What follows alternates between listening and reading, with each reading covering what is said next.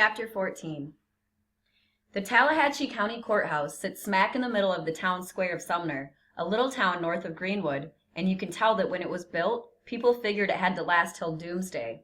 The building is 3 stories of solid brick with long windows on the first and second floors that have solid steel shutters that could be closed in case of atomic bomb blasts, riots, or invasion. Shops and a handful of cafes surround the courthouse. The rest of Sumner isn't much more than a few streets lined with the small houses of townspeople and retired farmers. Early Monday morning, Grandpa and I drove up to Sumner. We were both blurry-eyed and quiet because we'd been up late Sunday night arguing about whether or not I should tell everything if I got called on to testify.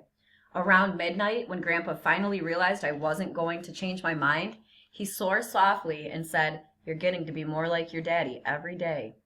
"And like you," I said. "I'm like Dad and like you. Stubbornness runs deep in Hilburns." Grandpa shook his head without smiling. "Well then, Hiram Hilburn, we better be getting ourselves to bed. You may be going to that trial, but you're not going alone. And if we don't leave early, we'll end up parking in Webb and hiking the last 2 miles to Sumner." "You sure you want to do this?" he asked before I went upstairs. "As far as I'm concerned, I've got no choice," I said. The morning air felt hot and heavy, more like August than September, and low, thick clouds dotted the delta sky.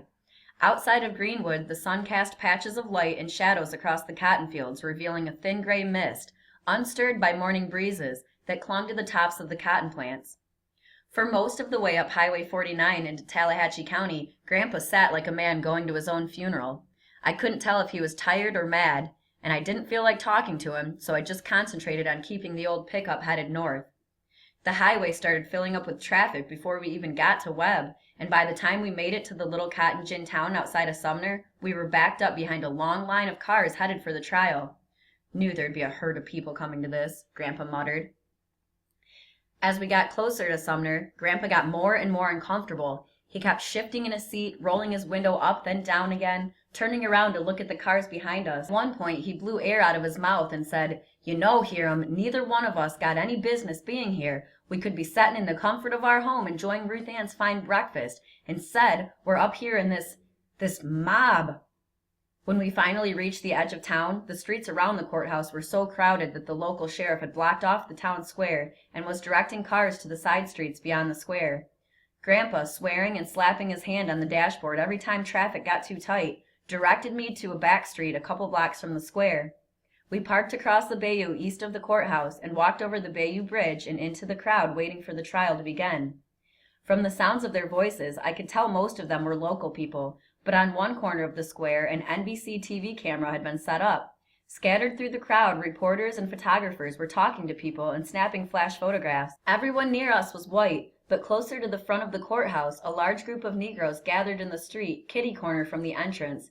And even though the streets around the town square were packed with people standing shoulder to shoulder, a clear space separated the Negroes from everyone else.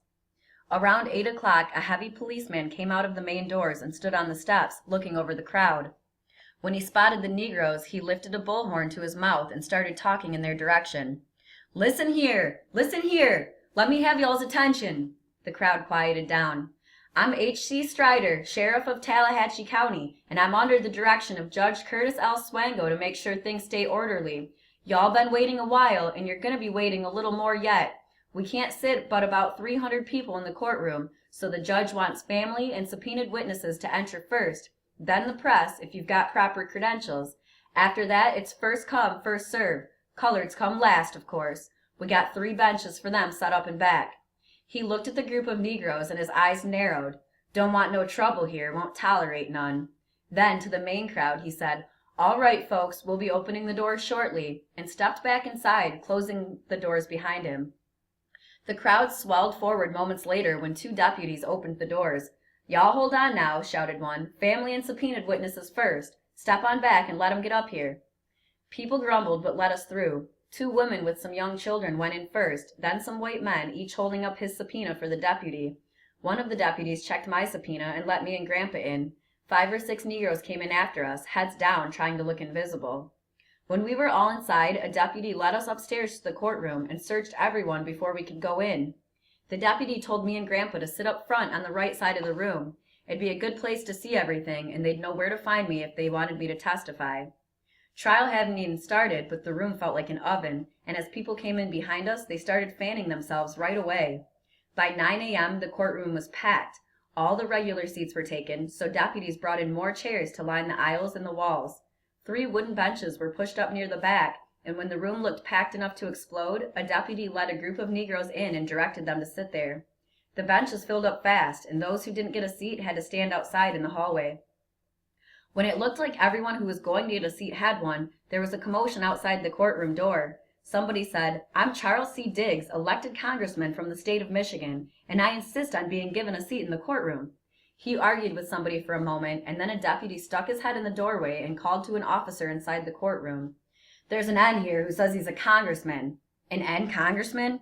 "That's what this N said." The deputy laughed. "Hell, that ain't even legal." A Negro man in a dark suit appeared in the doorway and flashed something from his wallet to one of the deputies, who looked at it a moment, shook his head, and pointed to the benches inside the door. "Set over there with the other ends, and don't give us no more trouble." I'd expected the courtroom to be quiet and serious, like a church, but the crowd buzzed like they were waiting for a carnival to start. A few people smoked cigarettes, and some, only the white people, sipped ice water the deputies had brought in. The Negroes talked quietly among themselves. Grandpa guessed about 300 people were sitting there waiting for the trial to begin. I counted only 35 Negroes, and most of them looked like they'd rather be anywhere but sitting in a hostile courtroom. That first day of the trial wasn't a trial at all. We just sat and watched the district attorney, Gerald Chatham, and his assistant argue with the defense lawyers over who'd be on the jury. The main lawyer for Bryan and Milam was J.J. Breland, an attorney from Sumner who Grandpa knew from some previous dealings. "Good man," Grandpa said. "Knows the law inside and out, and he's a Southerner born and bred." He had a whole army of assistants, Mr. Carlton, Mr. Kellum, and a few more that Grandpa didn't know. Mr. Chatham started the questioning by announcing to everyone, "This case has received wide publicity. The state is going to take every precaution to see that we have a fair and impartial jury." Most everybody nodded, but I heard some people whisper and chuckle, and when they did, Judge Swango was on them like a rattlesnake. He banged his gavel on the desk and said plenty loud, "We'll have none of that here. Not today, not until the trial's over. You people who can't be respectful of the law might just as well leave now, because if I hear any more nonsense, I'll have the bailiff throw you out." The room got quiet right away, and Mr. Chatham waited before talking. He looked at the judge and then at the men waiting to be interviewed and said, "I'm not going to give the prospective jurors a chance to disqualify themselves because they don't believe in the death sentence." And as soon as he said it, almost everyone in the room started talking while Judge Swango banged his gavel again. It took a minute or two, but as soon as it was quiet again, Mr. Chatham cleared his voice and said, "The state will not seek the death penalty in this case." Grandpa didn't look surprised at all, but I couldn't believe it. No death penalty for kidnapping and murder? What kind of trial was this going to be? Then the interviews began. As a prospective juror stood to be questioned, Mr. Chatham asked the same things over and over. Would you be prejudiced because of race? Did you contribute to the fund for the defense, or would you contribute if you were asked to? Mr. Breland has his own set of questions for each man. There's been a whole lot of publicity about the alleged events regarding this Emmett Till boy. Will you let that in any way influence you? If the man said no, Mr. Breland then asked, "If you decide to convict, will you be sure beyond a reasonable doubt that the dead body found in the river was the body of Emmett Louis Till?" The whole time the questioning was going on, Roy Bryant and J.W. Milan sat at a wooden table in front of the courtroom. Milan, a big man who was mostly bald, looked about 10 years older than Bryant.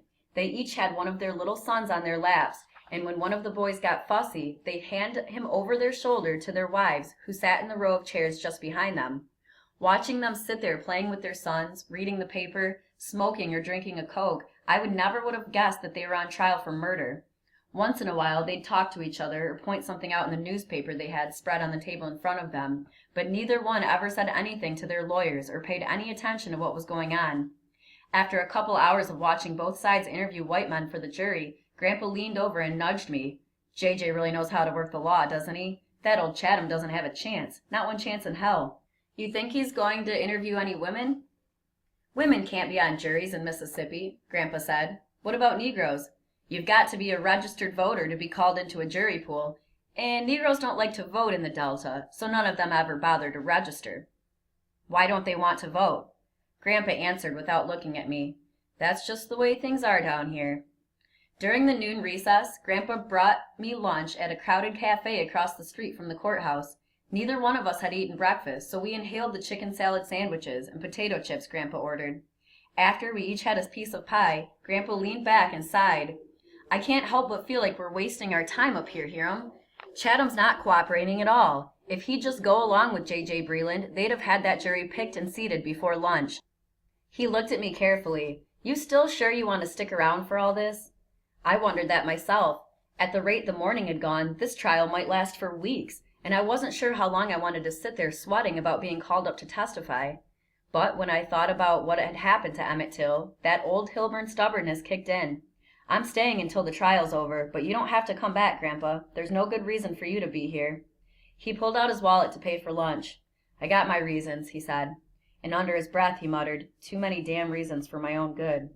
Grandpa's reaction surprised me. I had thought that all his fuss about me being in the trial was because he was worried about me, but now I wasn't sure why he didn't want me mixed up in the trial.